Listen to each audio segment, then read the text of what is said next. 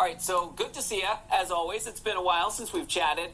Let's talk about this, because I think this is for a lot of people, regardless of age, when we talk about helping the sick feel seen, but especially in older adults. Yes. Yes, older adults are not out in our community sometimes, but they're the ones who are more so chronically ill.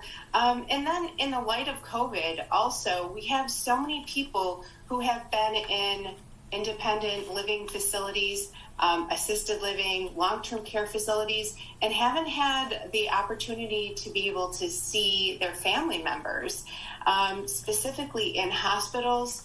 Those that are chronically ill or even dying from COVID, they may be in the ICU, the intensive care unit, and passing away and not being able to be with their loved ones. And in this instance, it feels like those people are blended in together and grouped together as ill patients.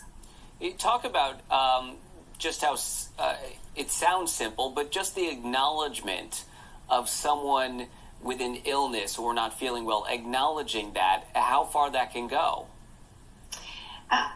I talk about this with my kids all of the time, just going through it in my professional life and even in my personal life with my own mother. You never know what someone is going through behind their eyes.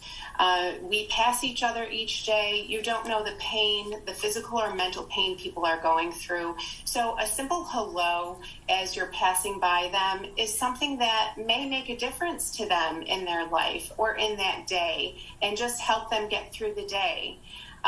One of the things that I really believe in is looking at what our medical professionals do each day. Nurses in the hospital setting, they have so many patients. And when I was working, I worked in the hospital in the emergency department, and people were in and out all the time. And you really had to find those ways of connecting. And one of the things that I really love hearing is about a nurse named Alexandra Marcello in Queens, New York.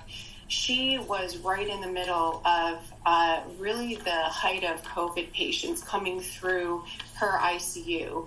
And she wanted to recognize each individual, especially because she was the connection, and those nurses were the connection between their family and that loved one as maybe they were passing on. So she created these blankets called ICU blankets, and it's an organization.